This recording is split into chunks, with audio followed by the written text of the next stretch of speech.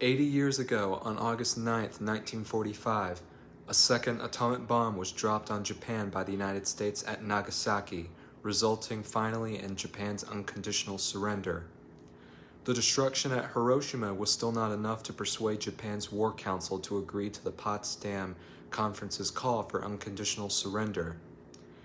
The United States had already arranged to drop a second atomic bomb, nicknamed Fat Man, on August 11th if Japan refused to yield.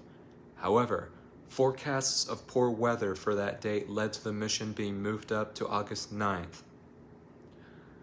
At 1:56 a.m., a specially modified B-29 bomber named Boxcar, usually flown by Frederick Bach, but on this mission commanded by Major Charles W. Sweeney, departed from Tinian Island. Nagasaki, a major hub for shipbuilding, was chosen as the target. At 11:02 a.m., the bomb detonated 1,650 feet above the city, unleashing an explosive force equal to 22,000 tons of TNT.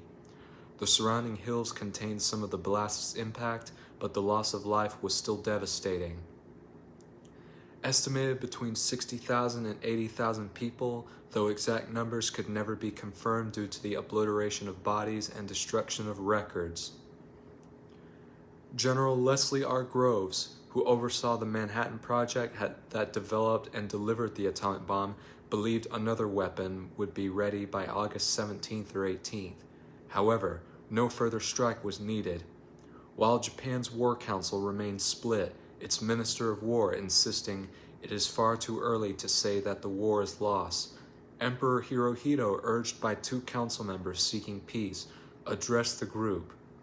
He declared that continuing the conflict can only result in the annihilation of the Japanese people, and authorized Japan's unconditional surrender. The total deaths in the atomic bombings of Hiroshima and Nagasaki were between 150,000 to 246,000. On the same day of the atomic bombing of Nagasaki, the Soviet Union launched an invasion of Manchuria, Japan's puppet state in Japanese-controlled Manchuria. This offensive became the largest operation of the 1945 Soviet-Japanese War, marking the end of nearly 6 years of peace between the USSR and Japan. The Soviets quickly seized Manchukuo, Menjiang, in what is now northeastern Inner Mongolia and northern Korea. Their sudden entry into the conflict and the swift defeat of Japan's Kwantung Army played a major role in pushing the Japanese government toward unconditional surrender. It became clear that the Soviet Union had no plans to mediate peace under conditional terms, and instead aimed to crush Japan's position entirely. 60 years ago, on August 9, 1965, Singapore's National Day marked the nation's independence and status as a sovereign republic. The celebration includes the National Day Parade, a televised address from the Prime Minister, fireworks displays, and various other festivities. Singapore separated from Malaysia and became an independent sovereign nation with a population of about 1.9 million people. It was the year Singaporeans watched the late founding Prime Minister Lee Kuan Yew tear up on national television, speaking candidly at a press conference over a moment of anguish about the separation. Those who are from Singapore, I want to wish all of you a happy 60th anniversary of National Day or Independence Day. On August 9th to 10th, 1969, members of the Manson family carried out a string of murders in Los Angeles, California under the direction of Tex Watson and Charles Manson. On the night of August 8th to 9th, the group murdered 5 people: pregnant actress Sharon Tate, Jay Sebring, Abigail Folger, Wojciech Frykowski, and Stephen Parent. The next night, they murdered Lino LaBianca, a supermarket executive, and his wife Rosemary at their Los Feliz home. On August 9th, 1974, Richard Nixon resigned as President of the United States of America. This marked a significant moment in United States history, prompted by the Watergate scandal that began with a break-in at the Democratic National Headquarters in June 1972. Although Nixon was not directly involved in the break-in, he was implicated in efforts to cover it up, which included discussions about misleading the FBI and paying hush money to the burglars. As evidence emerged, including recorded conversations that confirmed his involvement in obstructing justice, impeachment became imminent.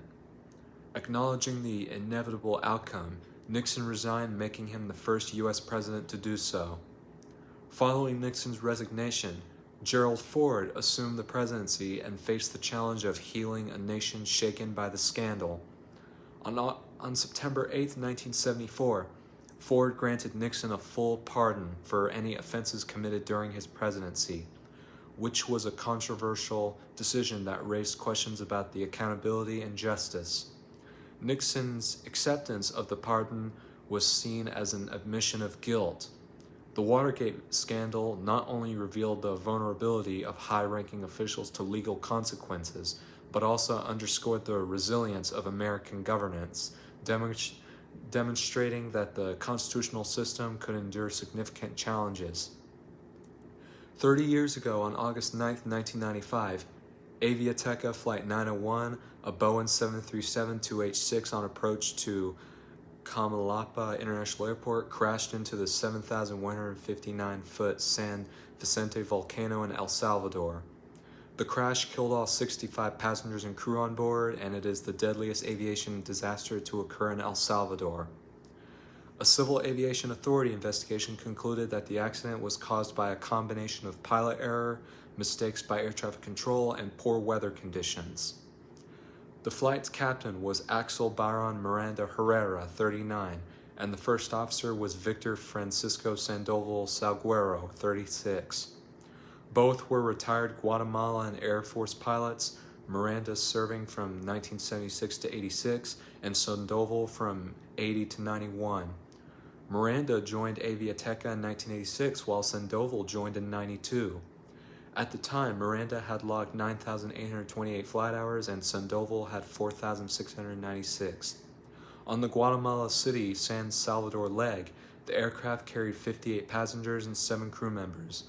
Among the passengers were 16 Mexicans, 11 Guatemalans, 6 Norwegians, 5 Americans, 5 Nicaraguans, 4 Costa Ricans, 2 Danish, 2 Brazilians, and 7 individuals whose nationalities were unconfirmed. Notably, 2 ambassadors to Nicaragua, Pali Marker of Denmark and Gennaro Antonio Mucciolo of Brazil, were aboard along with 2 retired Federal Aviation Administration inspectors.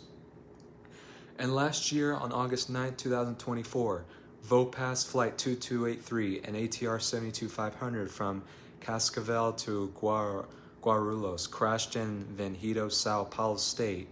The aircraft was flying at an altitude of 17,000 feet before stalling and entering a flat spin with a rapid descent at around 13:21 Brazilian time.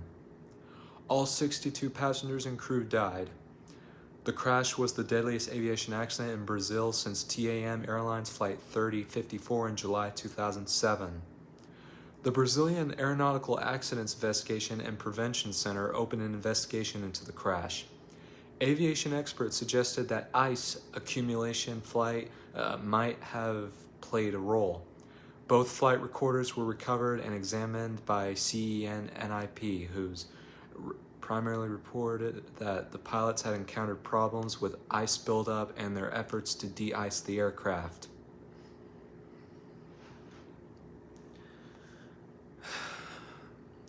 Can't believe it's been 80 years since Nagasaki was nuked.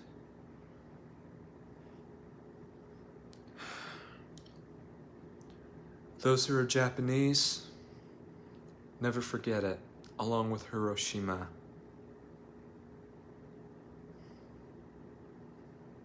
Well, that's all the events I have for today. If you like what you hear, leave a comment down below and subscribe. This is Stephen Luke, and I'll see you next time for another history update.